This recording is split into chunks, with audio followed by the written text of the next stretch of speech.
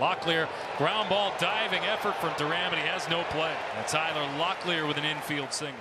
Mariners have a one-run lead runner on first in the bottom of the fourth.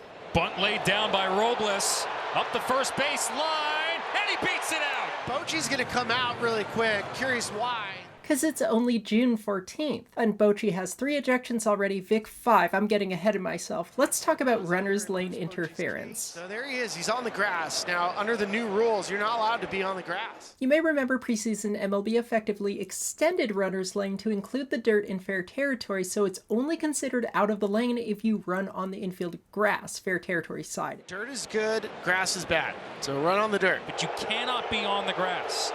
So Bruce Bochy has a case. Does he though? Let's get into the rule. A batter is out when in running the last half of the distance from home to first while the ball is being fielded to first. They run outside to the right of or inside to the left of the foul line and on the infield grass. And in the umpire's judgment, in doing so, interferes with the fielder taking the throw at first base. And Bochy is still letting Vic Carapazza hear it. Vic is wrong in this case. Bochy's correct.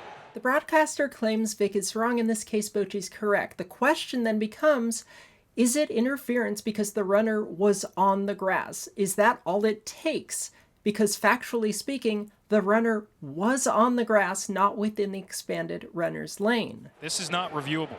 The crew gets together but sticks with Vic's call. I want you to refer to the rule again, but a very specific part, the very end, interferes with the fielder taking the throw at first base. The runner is on the grass, duh, but does that actually interfere not with the thrower, but with the person receiving the throw? Ted Barrett, former Major League umpire, is with us via Zoom. You have to have two things happen. He has to be running where he's not supposed to. He did not interfere with the first baseman's ability to field the throw.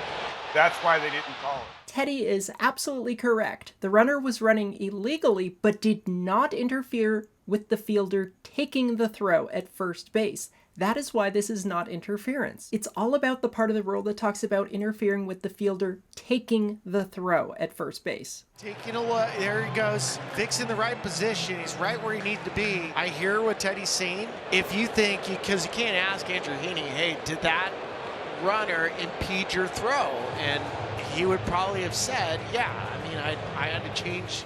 Okay, I think you need to listen to what Ted actually said again. He did not interfere with the first baseman's ability to field the throw. Andrew Heaney is the pitcher, not the first baseman. This rule applies to the taker, not the maker. College and high school, we'll talk about you guys in a second. There he goes. Bochy was out there a long time arguing. Remember, you can be ejected for refusing to stop arguing after being given a chance, and Vic gave him more than a chance. You're worried about collisions at first. You'd think he'd know the rule by now, but I guess not.